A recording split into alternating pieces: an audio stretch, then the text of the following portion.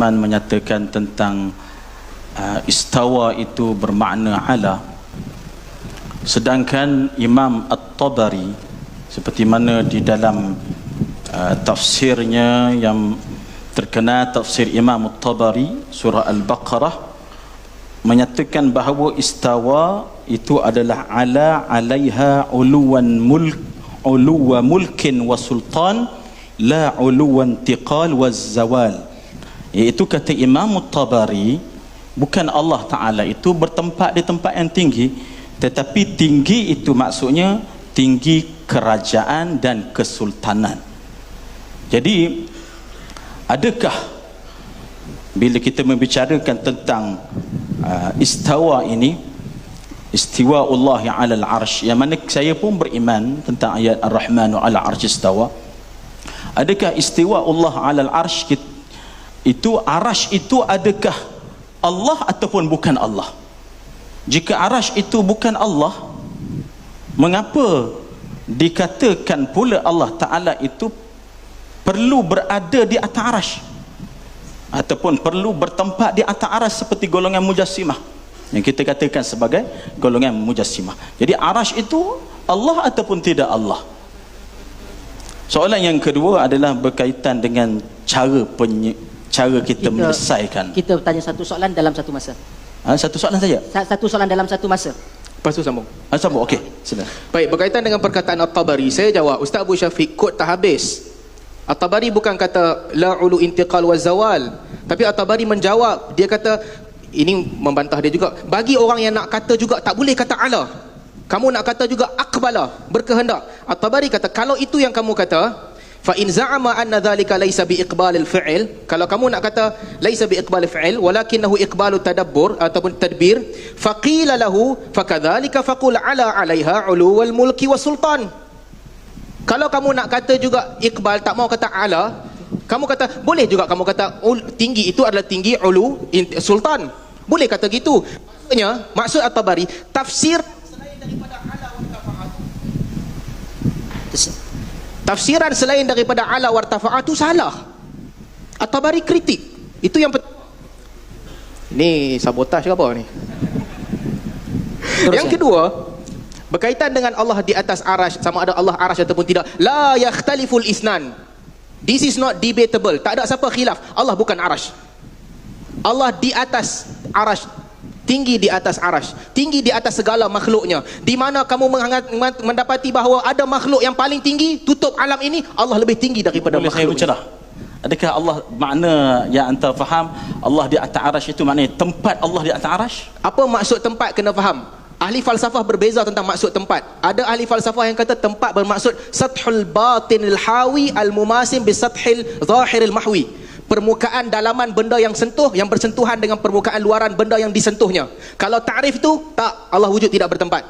Kalau ta'rif yang kedua disebutkan oleh ahli falsafah, makan bererti jismul ladzi yatamakkan alaihi jismu tsani, jisim yang di atasnya ada jisim akhar. Tak, Allah pun tidak bertempat juga. Allah bukan di atas mana-mana jisim. Kalau ikut ta'rif ketiga yang katakan makan bererti sesuatu yang di atasnya ada sesuatu yang lain, walaupun tidak tamakun, tidak menetap. Tak, Allah mewujud bila makan, sebab tak ada Allah di atas makhluknya. Tetapi kalau dimaksudkan dengan jisim, al-makanul adami, sesuatu yang tak ada lain melainkan Allah Subhanahu wa taala, ya, Allah tinggi di atas arash. Itu jawapan saya. Okey. Soalan terakhir. Okey, bagaimana Ustaz lihat cara untuk kita menyelesaikan sekarang ni masalah antara kita, ekstremis, kafir, membid'ahkan, mensyirikkan, bagaimana nak selesaikan? Penyelesaiannya mudah. Siapa nak kata sunnah, amalkan, bawa hujah. Siapa nak kata bid'ah, amalkan, nafikan itu sunnah. Saya boleh tunjuk di kampung saya, Tanjung Tok Kong, kami ada dua masjid. Satu masjid tradisional, satu masjid kelompok-kelompok yang bawa pembaharuan. Kami bergilir Jumaat. Satu Jumaat di masjid ni, lepas Jumaat tak baca doa. Satu Jumaat lagi di masjid lagi satu, lepas Jumaat kami baca doa. Berbeza. Orang tu kata baca doa bid'ah, orang ni kata baca doa lepas mayang beramai-ramai sunnah. Ya. Siapa nak kata bid'ah, dia kata bid'ah. Siapa nak kata sunnah, dia kata sunnah. Siapa nak kata pandangan ni bercanggah dengan mazhab, dia kata. Tetapi yang saya sebutkan tadi tak boleh. Jangan fitnah, jangan tuduh orang, jangan sebut peribadi orang secara melampau, jangan bagi gelaran-gelaran yang jahat. Itu yang membawa kepada perpecahan. Berkaitan dengan takfir, jangan kafirkan orang tanpa sandaran hujah. Kamu ada hujah, kamu kata pandangan ini sama seperti pandangan orang kafir, sebagaimana yang dikatakan menafikan sifat itu sama seperti pandangan musyriki Mekah, bawa hujah. Sebagaimana Ustaz Abu Syafiq juga, pandangan yang katakan pandangan Wahabi tentang isbatkan surah sama macam Yahudi, bawakan hujah, selesai. Tetapi jangan keluarkan orang secara umum daripada Islam. Sebagaimana disebutkan oleh para ulama, saya katakan tadi, jangan keluarkan mereka daripada Islam. Tak setuju, kritik. Tak setuju, bantah. Orang awam juga sama. Jangan masukkan orang dalam neraka. Tak setuju, cukup sekadar kita bantah. Nak kata bid'ah, kata. Nak kata sunnah, katakan. Berkaitan dengan makna makan tu tadi, syai'un adam, daripada sumber mana dapat? Daripada sumber mana? Dar'ut Ta'arud, ditulis oleh Ibn Taymiyah. Ibn Taymiyah lah rujukan. Saya boleh bawa rujukan kedua. Ibn Rushd menulis di dalam Tahafud ketika dia mengkritik Al-Ghazali, dia menyebutkan perkara yang sama. Di mana Ibn Rushd mengatakan boleh nafikan makan tapi tak boleh nafikan jihad. Kita boleh berbincang dalam forum lain secara panjang lebar perbahasan ahli falsafah. Imam Ahmad Ibn Salamah At-Tahawi mengatakan bahawa Allah Ta'ala ini bukan di penjuru 6, atas, bawah, kanan, kiri, depan, belakang. Dia dan ulama salaf tadi anda kata tak boleh nafikan jihad bagi Allah, tapi Imam Salaf menafikan jihad bagi Allah. Jangan misquote. Saya kata itu kata Ibn Rushd. Ya, maksud saya bagaimana pendapat? Baik. Tentang jihad adalah sesuatu yang relatif. Tuan-tuan kalau baca buku falsafah ini jelas. Jihad yang 6 bukan selama-lamanya 6. Jihad bagi saya 6, atas, bawah, kiri, kanan, depan, belakang. Jihad bagi Ustaz Abu Syafiq juga sama. Jihad bagi benda tapi dia bicara tentang Tuhan, dia tak bicara tentang manusia. Saya jawab. Tapi jihad bagi duit shilling bukan 6, 360 darjah. Utara, selatan, timur, barat, tenggara, timur, laut. Ada 8, 360. Jihad bagi alam ini segala-galanya ada jihadul ulu di atas alam ini. Dan di atas alam ini Allah Subhanahu wa taala tidak ada makhluk bersama dengan Allah Subhanahu wa taala. Kalau kita pegang dengan pandangan tu untuk katakan jihad sentiasa 6, artinya arash bukan paling tinggi. Lepas arash ada langit lagi. Lepas langit ada langit lagi. Adakah anta beriktikad Allah Taala wujud tanpa bertempat? Yang tempat itu makhluk lah, sebab tempat bukan Tuhan. Saya dah sebut tadi ada 4 takrif bagi tempat. Ringkas, i'tiqad anta bahawa tempat itu adalah makhluk.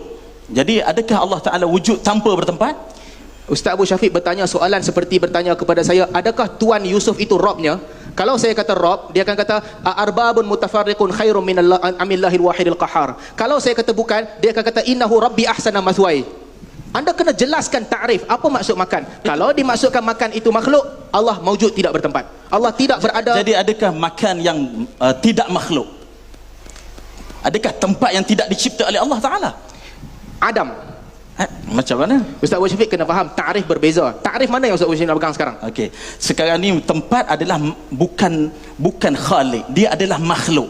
Jadi kita kata Allah Taala tidak bertempat kerana tempat itu makhluk. Kalau dipahami, kita nak kata bahawa tempat itu tidak diciptakan. Adam. Ustaz Abu Syafiq, kalau anda baca perbahasan falsafah itu disebut makanul adami. Semua mazhab falsafah sebut. Daripada Aristo, Plato, Ibn Rushd, Ibn Sina, Asy'ariyah, Jahmiyah, Salaf, semua bahas perkara itu. Makanul adami, perbahasan. Bagi saya tak apalah. Bagi saya itu ada definisi yang agak pelik sikit. Di sisi manhaj ahli sunnah wal jamaah al-Asy'ariyah al-Maturidiyah. Pada saya perkataan makan tidak disebut secara jelas dalam nas. Nak nafikan, tetapi jangan nafikan makan sehingga menafikan uluwullah 'alal 'arsy. Itu jangan. Kalau nak nafikan makan, tetap isbat Allah tinggi di atas arash, okey, saya tak ada masalah. Masalahnya akan jadi apabila sama macam Jahmiyah. Habis dah? 1 minit lagi. Masalahnya sama seperti, kita ambil contoh seperti Kristian.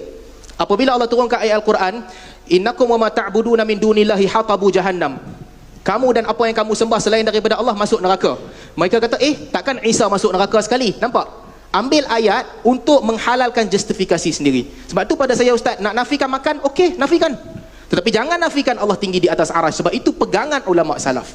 Kalau nak nafikan juga, boleh nafikan. Itu pandangan mutaakhirin Asy'ariyah. Saya katakan dia bercanggah dengan salaf. Tapi ada golongan al-Wahabiyah yang mengatakan bahawa Allah Ta'ala itu duduk.